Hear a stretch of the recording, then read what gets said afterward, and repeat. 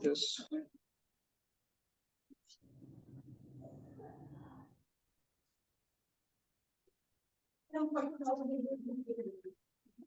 मुझे कोई इस चीज पे फिर डिस्टर्ब नहीं करना, वो सवाल मुझसे नहीं पूछने जो मैं क्लास में कवर कर सकूं।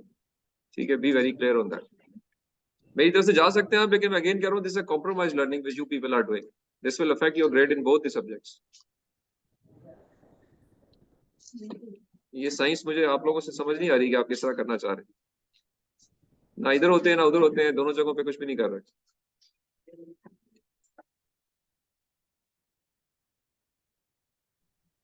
ठीक तरीका देखें ये है कि या तो एक लेक्चर कंप्लीट वहीं लें, यहाँ ना आया करें, then just take that lecture, इसको आप ऑनलाइन लें, या इधर बैठे वो ना लिया करें, वो ऑनलाइन लिया करें। ठीक है, ये स्विचिंग इज नेवर गुड। ये मैं आपको एक्सपीरियंस बता रहा हूँ, मतलब just sharing my own experience. Switching में ये होता है कि ना आप एक जगह के रहते हैं ना दूसरी जगह के रहते हैं, क्योंकि आपका दिमाग घूमता ही रहेगा कि जी मैं वो करूं या ये करूं, वो भी नहीं होगा ये भी नहीं होगा। तो मिड टर्म तक तो टाइम गुजार लिया आपने, ठीक है, लेकिन मेरी सजेशन ये है कि अब ये डिसाइड, दोनों तीनों जो भी आप लोग हैं, आपके अलावा भी कोई है, तो एक डिसाइड कर लें कि जी ये क्लास लेनी है या वो लेनी है। कोई एक क्लास में, फिर दूसरी क्लास में ना आया करें। अगर ये क्लास ऑनलाइन लेनी है तो फिर हर चीज ऑनलाइन करें, जिस तरह बाकी लोग कर रहे हैं। ठीक है, ऑनलाइन अपीयर हो, ऑनलाइन प्रेजेंटेशंस दें, फिर आपकी ग्रेडिंग अकॉर्डिंगली होगी। सही। तो डिसाइड कर लीजिए ये, और नेक्स्ट टाइम से फिर मुझे ये ना कहें कि मैंने वहां जाना है, या उनको कहें जी मैंने वहां जाना है। एक चीज करें दोनों में से, ताकि दोनों क्लास डिस्टर्ब ना हो। या तो डिस्टेंस लर्निंग पे क्लास ले लें या फिर रेगुलर रहें। ये कोई डिसीजन मुझे समझ नहीं आ रहा आपका कि जी कभी इधर कभी उधर।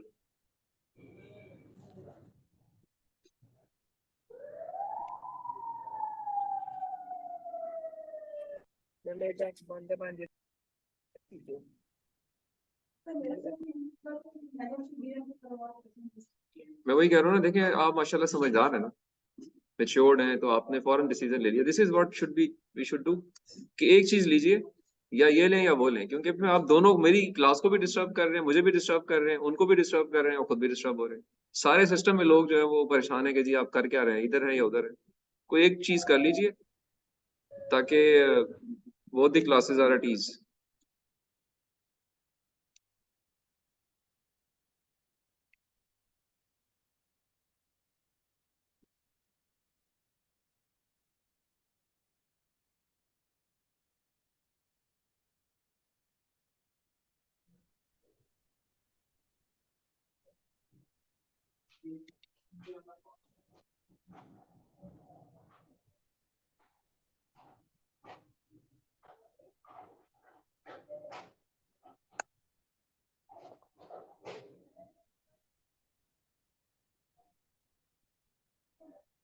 अच्छा जी, ओके। सो सबसे पहले तो ये कि लास्ट लेक्चर्स में हमने अब ऑलमोस्ट अपना जो रीडिंग वाला कंटेंट है वो कवर कर लिया है। जो हमने शुरू क्लास से हम बात कर रहे हैं कि there are three portions of our subject, इसमें कुछ हमने पढ़ने से मुतालिक चीजें डिस्कस करनी थी, कुछ हमने चीजें हम डिस्कस करनी है राइटिंग से मुतालिक, और कुछ प्रेजेंटेशन से रिलेटेड एस्पेक्ट्स हैं।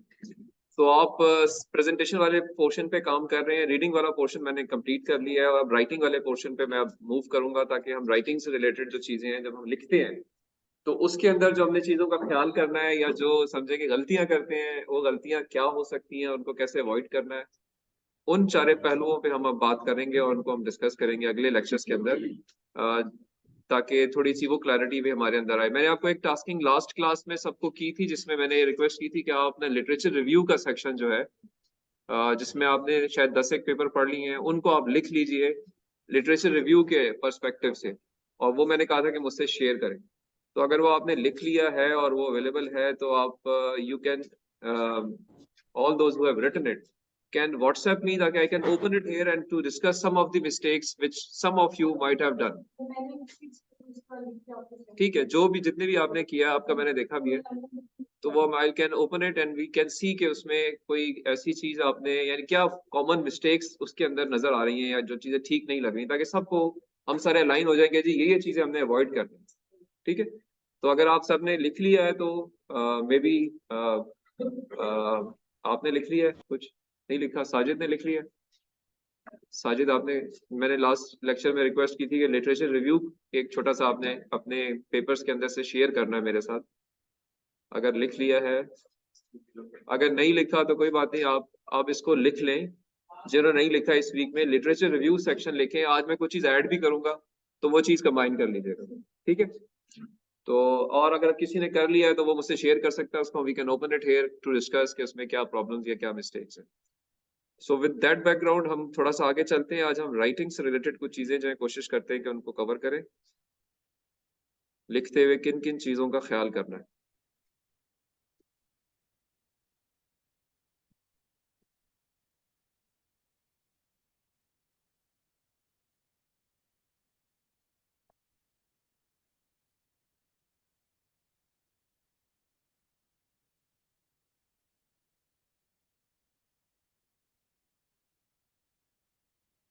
क्रिटिकल रीडिंग के ऊपर मैंने आपसे एक एक्सरसाइज करवाई थी, इफ यू रिमेम्बर। कुछ हमने एक पैराग्राफ मैंने आपको दिखाया था कि पैराग्राफ में से आप एक खास चीज ढूंढे, एक लेटर ढूंढे। सबको याद है, पक्की बात है या नहीं याद?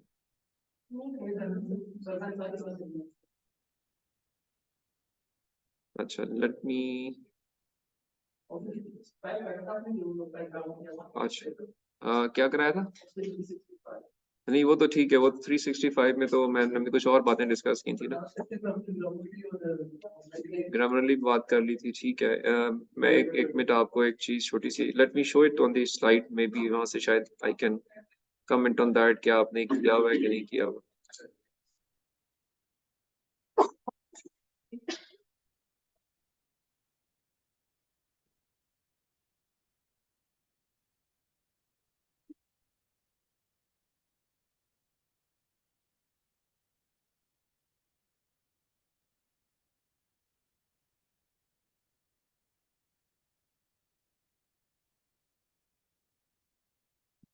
Let me share it on the screen as well.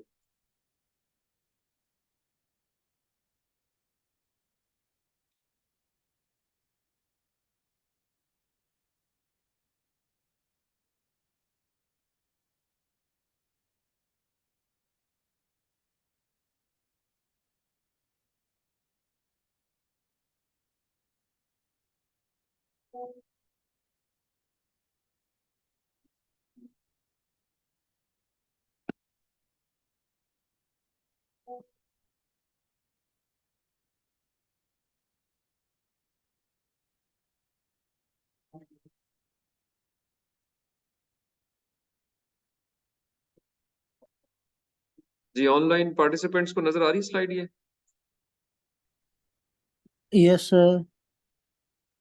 चलिए, okay, so let us share here as well. क्या ये स्लाइड पहले आप लोगों ने देखी हुई है? No, sir.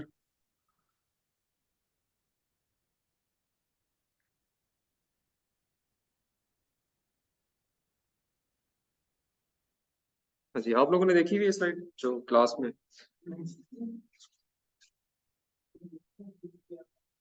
कोई एनीबॉडी? साजिद? नहीं, पक्की बात है? जी नहीं। अच्छा चले, ये एक पैराग्राफ है, जस्ट वन पैराग्राफ। ऑनलाइन भी सबको नजर आ रहा है ना जी? Yes, sir. और आपको ये एक minute, let me change it's.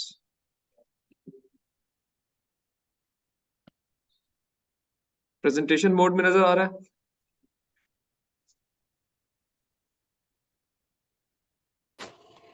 ठीक है।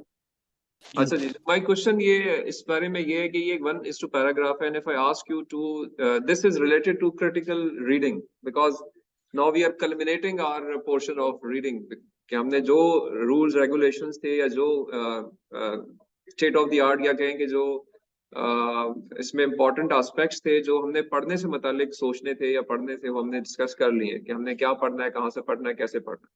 बट इसमें एक और फिनोमेना जो मैं लास्ट में कवर करता हूँ वो ये कि हर चीज को जो पढ़ना है उसको क्रिटिकली पढ़ना होता है। क्रिटिकली पढ़ने से मतलब ये होता है कि एक चीज के अंदर जो है वो बहुत सारी चीजें छुपी होती हैं। एक डॉक्यूमेंट के अंदर पढ़ते क्यों है आपके उसके अंदर से कोई खास चीज एक्सट्रैक्ट कर सकें, एक्सट्रीकेट कर सकें। So for that matter, you need to be very focused on your reading so that the actual thing can come out of it. ऐसे ही है ना?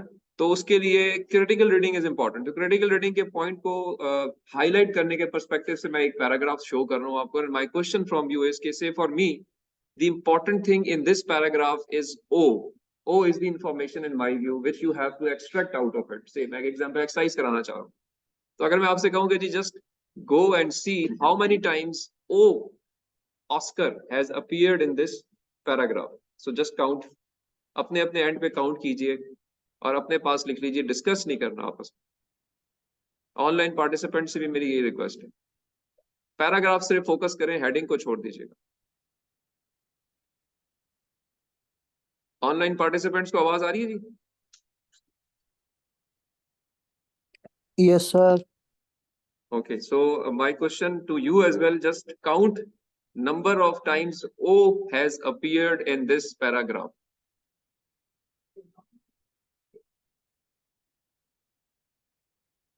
और अब आपने किसी से डिस्कस नहीं करना, अपने पास लिख लें या सोच लें। मैं आपसे वन बाय वन पूछता हूँ कि क्या आपका जवाब क्या है।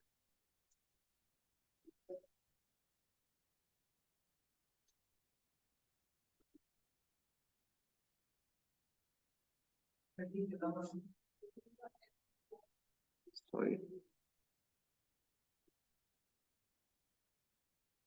Less heading, yes, done. अच्छा जी, ऑनलाइन पार्टिसिपेंट्स में अगर अपना नाम बताएं वन बाय वन और आप बताएं कि क्या काउंटिंग आई है। जी वलीद से शुरू 12. करते अच्छा सर सर. ये कैप सर मेरे पास 17 काउंट आया है। हैं। ओके, अब नेक्स्ट जी अगला बताएं। नेक्स्ट पार्टिसिपेंट सर जाफर और 17 है सर काउंट मेरे पास। 17, ठीक है जी। नेक्स्ट जी,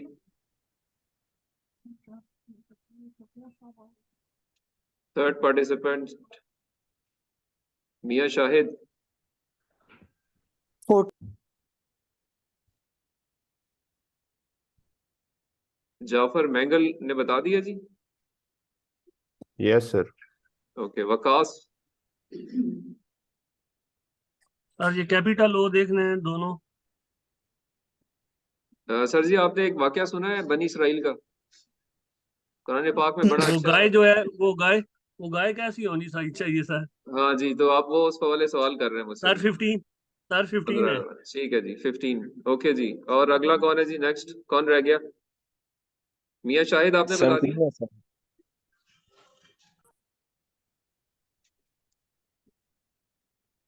मियां शाहिद Yes, sir. मैंने बता दिया 14. 14। ओके जी, मोहम्मद इकबाल साहब 16 है सर। 16। ओके जी, और कौन रह गया? सोहेल शाहिद गायब हो गया। चलो ठीक हो गया जी, आपके नंबर आ गए। एक का 14 है, एक का 16 है, कुछ का 17 है, ठीक है। सो हम आप क्लास वालों से जरा बात करते हैं अभी, ठीक है। हाँ जी, अभी आप एक तरफ से। हाँ जी मुबशर 14, फिर देख रहे हो मुझे 15, 16, 15, 16, 14, 15, 14, 16, 15, 16, 14, 13। जब मैंने नहीं भी कहा था ये उस वक्त से काउंट कर रही है, ठीक है। तो अभी देखें आपकी क्लास में इट्स अ रेंज 14 से 15, 16 और 17। आप में कोई नहीं है, वो ऑनलाइन एक 17 वाले कुछ लोग भी थे। तो आई डोंट नो, पर ठीक है। तो अभी ऐसा करते हैं ना कि जी हम ये करते हैं कि इसका मतलब ये है कि ये नंबर तो एक ही है, मैं कोई पैराग्राफ चेंज तो नहीं कर रहा ना। It has to be a single number. So let's do it again, जरा दोबारा कीजिए, अब जरा फोकस करके कीजिएगा। Same request with the online participants, please check again and my question only pertains to the paragraph, not the heading.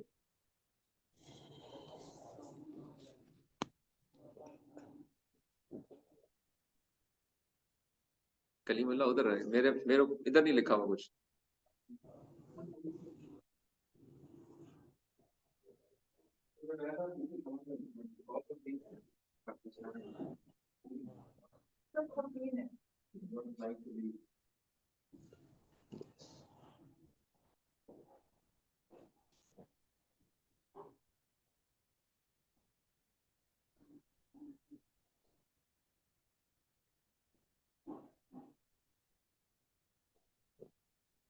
अभी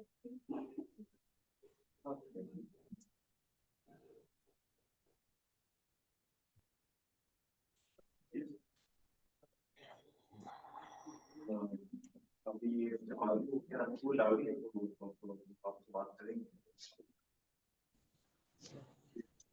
कल भी दे सकते हैं क्या नंबर 40 जी साहब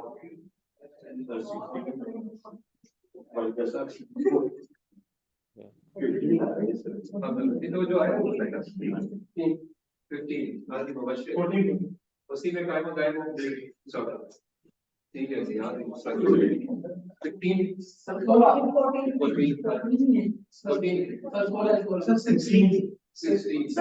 ऊपर से लिखा है उसको नहीं किया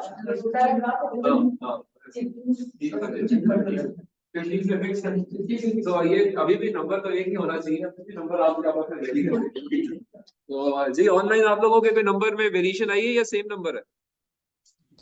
सर 14 हो गए हैं अभी। सर मेरा तो सेम ही आ रहा है 14। सर अच्छा वेरिएशन आई है, 16 मैंने सर। पहले 17 बताया था, अभी 15 है सर ये। 15 है, ठीक है। और जी एनीबडी एल्स? और तीसरे चौथे लोग, 3 लोगों ने तो नंबर चेंज कर लिए हैं, और कोई और? एक और दफा काउंट कर लेंगे सर तो बराबर हो जाएगा सारों का। एक और दफा काउंट कर लेंगे। अच्छा, इट मींस ये कि अभी भी नंबर में वेरिएशन आ रही है ना, तो let me assist you, let me guide you कि जी ये इन्फॉर्मेशन यहाँ पड़ी हुई है, ठीक है। उसका तरीका क्या है कि I am your supervisor, I am your colleague, I am your say area expert, so I'll tell you कि जी यार ये यहाँ पे पढ़ा हुआ, तो उसका तरीका अब यहाँ पे ये हो सकता है कि जी what I'll do, I highlight that information here, so count it again, सारे count कर लीजिए दोबारा।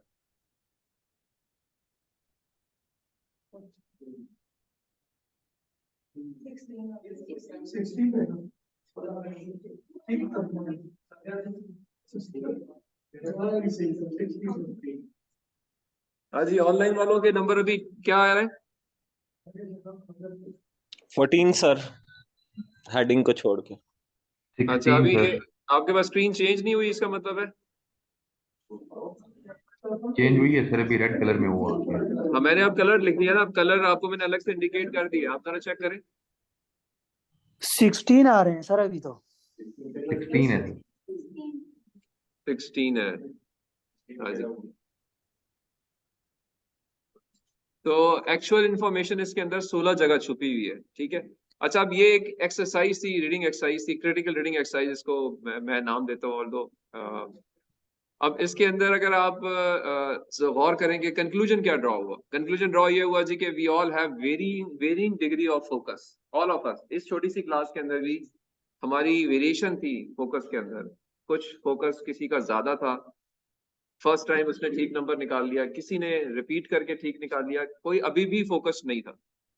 So this shows our personality, all of us, and it guides us to improve upon our certain things which are visible now. नजर आ रही है ना?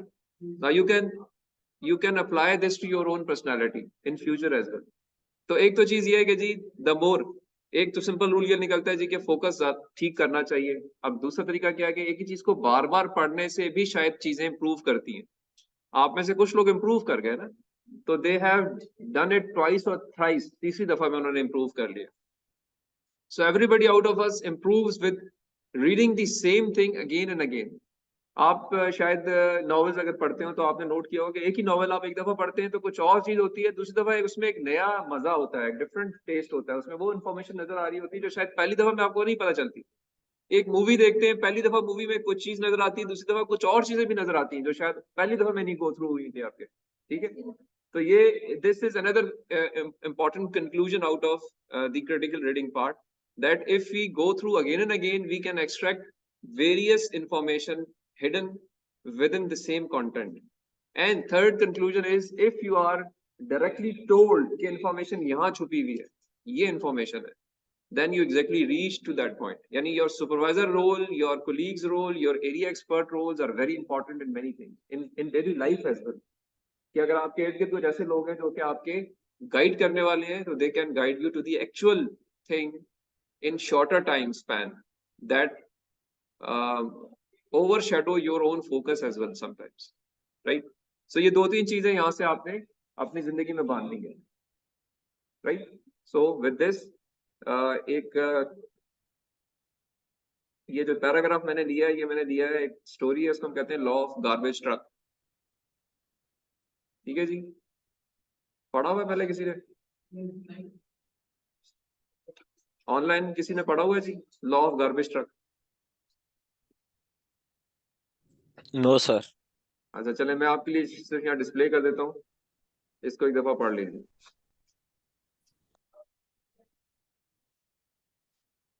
ठीक है जी, विजिबल हो गया?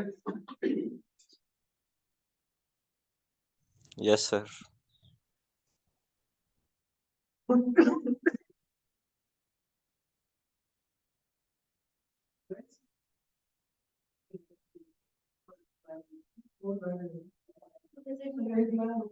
ऊपर एक लाइन रह रही है, लेकिन ये कैसे गायब कैसे होता है वो मुझे नहीं समझ आ रहा ना। ये ऑटो पे है,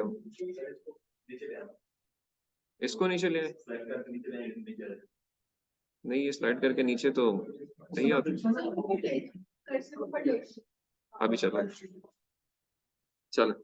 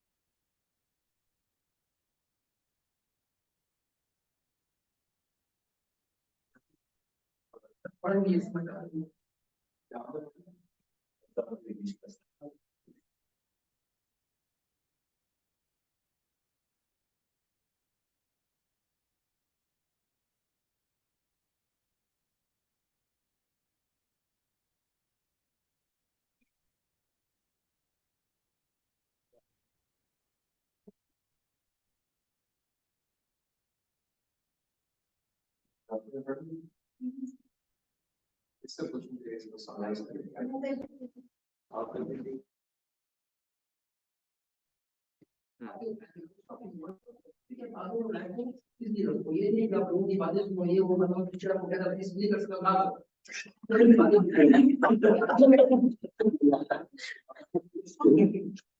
आपको अपना काम करना चाहिए और लाइफ ठीक ठीक ठीक, एग्जैक्टली ठीक कह रहे हैं।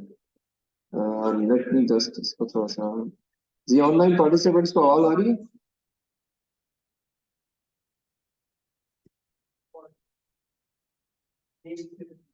शेयर स्क्रीन,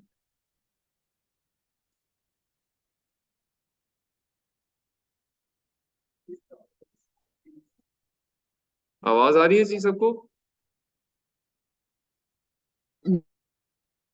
इकबाल साहब, मियां Shahid, can you listen to मी?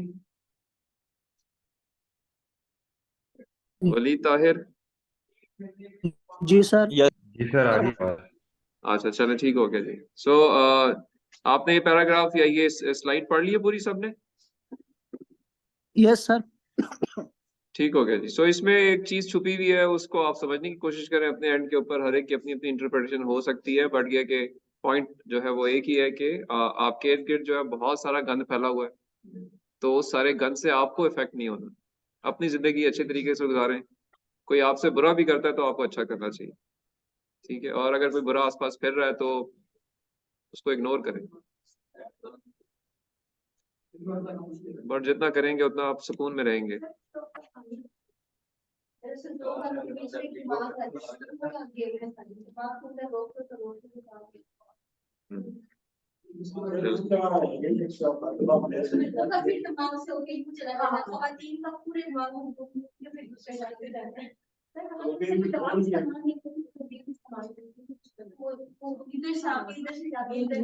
नहीं जी, I do not agree with you.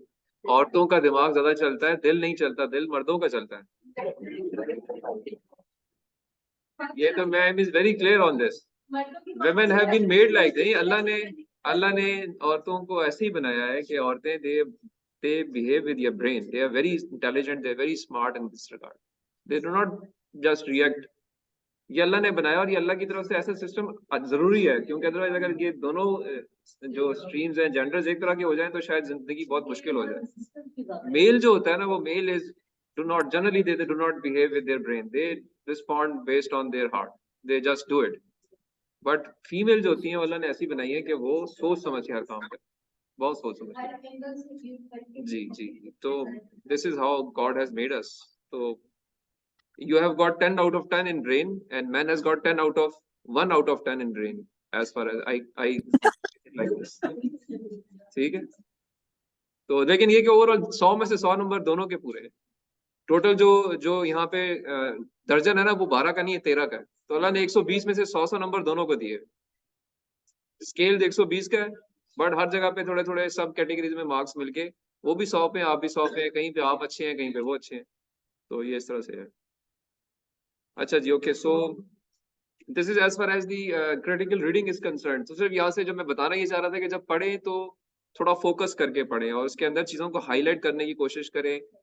दोबारा पढ़ें 2 दफ़ा 3 दफ़ा, फिर आपको अपने उसी कंटेंट के अंदर से बहुत सारी ऐसी चीज़ें नजर आएंगी जो पहली दफ़ा में आप शायद ना देख पाए। तो हमेशा 2-3 दफ़ा अपने रिसर्च पेपर्स को पढ़ना चाहिए, ठीक है? सादे लफ्जों में अगर मैं आपसे बात करूँ। ओके जी। So let's move to the next content जो कि हमने अब इसमें कवर करना है। Reading part we have finished, and now we are moving on to the some of the writing related things।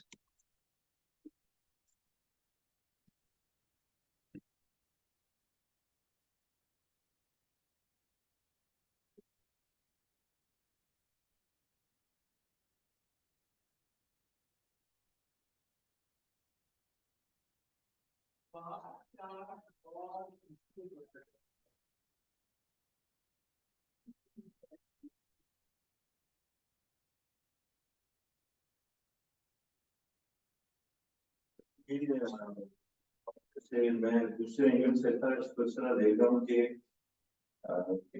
बंदा है वो है लाइफ में एक टारगेट सेट करके अचीवमेंट है, दूसरे गोल है अचीव करने, तो उस पे फोकस रहें। तो रास्ते में जो डिस्ट्रैक्शन या ऐसा चीजें आएंगी उसको अपने पास ऑन करके अगर आप उस पर एनर्जी इन्वेस्ट करेंगे जो आपका गोल है वो फिर आप अचीव नहीं करते। तो जहाँ पे आप बैठे पहुंचते हैं तो रास्ते में इस तरह में से आप छोड़ सकते हैं। अगर आप उसमें होने से तो अपने जो टारगेट से तक नहीं पहुंचे। ठीक, सही है, ये भी आप कह सकते हैं। ओके, सो राइटिंग के ऊपर जब हम आते हैं तो the writing aspects are in for you is your writing of research proposal document and futuristic perspective से अगर हम देखें तो आपने रिसर्च थीसिस लिखने हैं, और रिसर्च थीसिस लिख लेंगे तो फिर आपने रिसर्च पेपर्स लिखने हैं, और रिसर्च पेपर्स भी लिख लेंगे तो फिर आपने फंडिंग प्रपोजल्स लिखने हैं, जो नेक्स्ट स्टेज होती है। हमने पहले भी एक दफा बात इस पे की हुई है कि राइटिंग की जो स्टेजेस हैं, एक रिसर्चर के लिए, एक स्कॉलर के लिए, वो इन सब स्टेजेस से गुजरते हैं कि अभी आप पहली स्टेज पे आप अपना प्रपोजल डॉक्यूमेंट लिख रहे हैं। ये एक आर्ट है, लिखना एक आर्ट है। Academic writing is an art, and any good literature writer जो अफसाने लिखता है, कहानियां लिखता है, वो एक अच्छा एकेडमिक राइटर जरूरी नहीं है हो, ऑल्दो उसके पास इंग्लिश की अच्छा नॉलेज जखीरा होगा, उर्दू का अच्छा नॉलेज जखीरा होगा, उसको अच्छा या जल्दी कहेंगे उस ट्रैक पे आ जाएगा। बट एकेडमिक राइटिंग करना is an art, it's different than regular writing और any other type of writing, right. Stages जो है वो पहली यही है, प्रपोजल डॉक्यूमेंट है, प्रपोजल डॉक्यूमेंट के बाद आप थीसिस लिखेंगे इंशाल्लाह next. if you remember from our previous lectures, तो content of research proposal और content of thesis में कुछ फर्क होता है, हमने वो क्लास में बड़ा ब्रॉडली डिटेल में डिस्कस किया हुआ है, उसको हम दोबारा भी एक दफा देखेंगे। बट फंडिंग जो रिसर्च प्रपोजल होता है उसमें आप अपने आइडिया को आइडेंटिफाई करते हैं और उसको इंट्रोड्यूस कराते हैं कि ये मैं तरीका इस्तेमाल करने वाला हूँ, जबकि थीसिस के अंदर आप फिर उस आइडिया को इम्प्लीमेंट करते हैं और उसके रिजल्ट्स को और उसके परफॉर्मेंस इवैल्यूएशन को लिखते हैं, ठीक है। तो ये मोटा फर्क है दोनों चीजों के अंदर, लेकिन ये पहली स्टेजेस है, research proposal then your thesis. जब थीसिस लिख लेते हैं तो आप इसके बाद आप इस काबिल होते हैं कि आप एक रिसर्च पेपर अपने थीसिस के अंदर से 1, 2, 3 एक्सट्रीकेट कर सकें, निकाल सकें, जिस तरह आप पढ़ के आपने वो चीजें लिखी हैं। You have a good amount of idea कि जी मैंने अपना काम भी इम्प्लीमेंट कर लिया है, रिजल्ट्स भी ले लिए हैं, परफॉर्मेंस इवैल्यूएशन भी कर लिया है, तो नाउ मैं कुछ कर सकता हूँ और एक पेपर मैं लिख सकता हूँ किसी और के लिए जो मेरे काम को पढ़ के उससे गाइडेंस ले सके। तो आप रिसर्च पेपर्स पे आ जाते हैं। रिसर्च पेपर्स के बाद फिर आप जब रिसर्च पेपर्स लिख लेते हैं, अच्छे रिसर्चर एस्टेब्लिश हो जाते हैं, तो फिर आप ये कहते हैं कि जी मैं अब कुछ डेवलप कर सकता हूँ, because I have done some breakthrough researches, मैंने कुछ सिमुलेशन बेस्ड रिजल्ट्स ले लिए हैं, तो लेट्स डू समथिंग, एक नई चीज बनाते हैं, क्योंकि मैं इस डोमेन में एक्सपर्ट बन चुका हूँ, पढ़ के लिख के। तो अगली स्टेज एक रिसर्चर की आती है डेवलपर की, जो R&D है, पहले रिसर्च है फिर डेवलपमेंट है। ठीक है जी, तो रिसर्च के अंदर आप अच्छे हो गए, अब आप आएंगे डेवलपमेंट साइड पे। डेवलपमेंट के लिए आपको सबसे बड़ी चीज क्या चाहिए होती है, सबसे इंपॉर्टेंट चीज क्या चाहिए होती है कि आपको पैसा चाहिए, क्योंकि आपके पास कुछ अमाउंट ऑफ कुछ रिसोर्सेज होंगे, कैपिटल होगा, तो आप फिर कोई डेवलप कर सकेंगे। तो आप फिर फंडिंग प्रपोजल्स लिखते हैं, जिस तरह रिसर्च प्रपोजल लिखा है इस तरह का फंडिंग प्रपोजल के भी टेम्पलेट होते हैं दुनिया में, ठीक है जी। तो funding proposal again national level पे भी है, इंटरनेशनल लेवल के ऊपर भी है, और फंडिंग लिखने की वजह ये होती है कि जब आप डेवलपमेंट साइड पे जाते हैं तो उससे दुनिया में जॉब्स क्रिएट होती हैं, because once you will be trying to make something, you will need people to assist you in that. So आप लोगों को इनवाइट करेंगे उनके स्किल्स बेस्ड के ऊपर और उनके साथ मिलके काम करेंगे, लेकिन सबसे पहले वही है कि आपको पहले पैसा मिलना चाहिए, उस पैसे को फिर आप डिस्ट्रीब्यूट करेंगे, और पैसे की डिस्ट्रीब्यूशन जो है वो प्राइमरली 2 जगहों पे होती है, एक आप तनख्वाहों पे इन्वेस्ट करेंगे और एक आप जो आपका इक्विपमेंट है उस डेवलपमेंट के पर्सपेक्टिव से उस पे फोकस करेंगे, ठीक है। बेसिकली काउंटिंग के अंदर जो रिसर्च के एक्सपेंसेस होते हैं तो सारे के सारे एक्सपेंस आउट किए जाते हैं for the period in which they are used, लेकिन जो डेवलपमेंट कॉस्ट होती है जिसके अंदर टेक्निकल फिजिबिलिटी और बाकी सारी रिपोर्ट्स का वो सब फिर आपकी लॉयल्टी कोई प्रोफेशनल जीपीसी वो सब जो है वो जो प्रोडक्ट डिलीवर हो रहा है या कोई भी चीज सर्विस हो उसकी कॉस्ट में मिला है। ठीक है, ठीक सही कह रही हैं। PC1 is one type of funding proposals. It is at governmental level और ये लार्जर प्रोजेक्ट्स के लिए लिखे जाते हैं। स्कॉलर्स के लिए PC1 से पहले एक स्टेज होती है कि आप एक लोकल कुछ प्रोडक्ट अपनी यूनिवर्सिटी के अंदर डेवलप करना चाह रहे हैं, तो उसके लिए आप HCC को लिख सकते हैं, ICT R&D को लिख सकते हैं, PSF को लिख सकते हैं, वर्ल्ड बैंक को लिख सकते हैं, इंडस्ट्रियल बैंक को लिख सकते हैं, आप UK की किसी एजेंसी को लिख सकते हैं, इंटरनेशनली USAID के प्रोग्राम्स हैं उनको लिख सकते हैं, ठीक है। PC1 स्पेशली PSDP का एक फंडिंग प्रपोजल होता है जो कि वो किसी मिनिस्ट्री को देते हैं, ठीक है। PC1 मिनिस्ट्री के थ्रू आते हैं, तो वो एक खास प्रोसीजर है पाकिस्तान इवन दुनिया के अंदर के PC1 is basically that proposal which you are going to write to the government. Government has got fixed some development funds and they will give you out of that money. So PC1 भी again एक type of funding proposal है। सवाल का जवाब तो आपका यही था, तो that is, but आपकी स्टेज अभी PC1 लिखने वाली नहीं है, या किसी भी रिसर्चर को PC1 नहीं लिखते, रिसर्चर PC1 डायरेक्ट नहीं लिखते। PC1 आपको गवर्नमेंट कहती है और एक पूरी ऑर्गेनाइजेशन को कहती है कि आप PC1 लिखें, ठीक है। वो एक अलग एक उसका स्टैंडर्ड डिफरेंट है, बट ये कि ये स्टेज एक आती है कि आपने रिसर्च कर ली, वो सारे काम कर लिए, अब आपने फंडिंग प्रपोजल लिखना है, तो उसके भी टेम्पलेट्स अवेलेबल है, सिमिलर टू रिसर्च प्रपोजल्स ही होते हैं। लेकिन उसमें फोकस पैसे पे होता है और लिखते हैं बिल्कुल जी ऐसे ही अच्छा खासा पैसा तो नहीं मिलता, इतना मिलता है कि जैसे 10 मिलियन 20 मिलियन तक आपको पैसे मिल जाते हैं। कैटेगरीज हैं, ज्यादा पैसा की भी ऑप्शंस हैं, लेकिन वो ज्यादा पैसे वाली ऑप्शंस जो हैं वो कम है और वो कभी 2 साल 4 साल 5 साल में एक दफा क्लियर होती है। लाइक GCF एक फंड है, ग्रैंड चैलेंज फंड के नाम से आता है, उसमें आप 200 मिलियन तक मांग सकते हैं, बट GCF जो है वो कहीं 5 साल में एक दफा जब गवर्नमेंट के पास पैसा होता है तब वो अनाउंस करती है।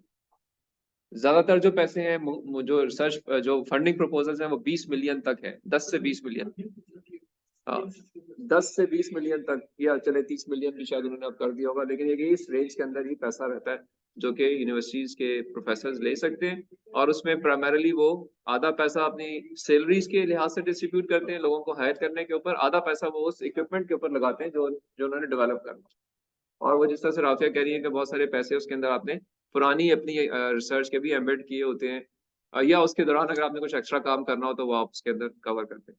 बट पॉइंट ये नहीं था कि हम इसकी डिटेल में जाएं, पॉइंट ये था कि ये एक फ्लो है जिसको लिखना है आपने, और ये लिखने के लिए आपको ये ट्रेनिंग है आपकी, ये हम सबकी ट्रेनिंग है कि आप जो लिख रहे हैं ये पहली स्टेज है ट्रेनिंग की, कि आप एक रिसर्च प्रपोजल लिखें और उसको सक्सेसफुली डिफेंड करें प्रेजेंटेशन की फॉर्म में। फिर आप जब थीसिस में जाएंगे फिर लिखेंगे फिर डिफेंड करेंगे, फिर आप रिसर्च पेपर्स में जाएंगे फिर लिखेंगे फिर डिफेंड करेंगे in front of the audience जो कि आपके रिसर्च पेपर्स देखेगी, जिसको हमने कॉन्फ्रेंसेस का नाम दिया था या जर्नल्स का नाम दिया था। वहां पे ऑडियंस है जो कि आपके काम को वेट कर रही है। फिर नेक्स्ट स्टेज पे आप फंडिंग प्रपोजल लिखेंगे, फिर आप डिफेंड करेंगे जाके in front of that panel जो कि आपको पैसा देने के लिए राजी होगा। ठीक है, तो ये एक साइड बाय साइड काम चलता रहेगा और ये एक आपकी स्किल एक पॉलिश होती जाएगी आहिस्ता आहिस्ता। ठीक है, तो उस पर्सपेक्टिव से हमने अब आगे चलना है और देखना है कि जिसके अंदर क्या खास चीजें हैं जो हमने मद्देनजर रखनी है। रिसर्च प्रपोजल पे हम आते हैं। मैंने आपको आई एम श्योर एक रिसर्च प्रपोजल टेम्पलेट आपसे शेयर ऑलरेडी यूनिवर्सिटी का हुआ है, हम इसको TH1 डॉक्यूमेंट कहते हैं, थीसिस 1 डॉक्यूमेंट। मैंने आपको कुछ सैंपल प्रपोजल डॉक्यूमेंट्स भी शेयर करवाए हुए हैं, समर ने शेयर किए हुए हैं, जो कि अप्रूव्ड रिसर्च प्रपोजल्स थे।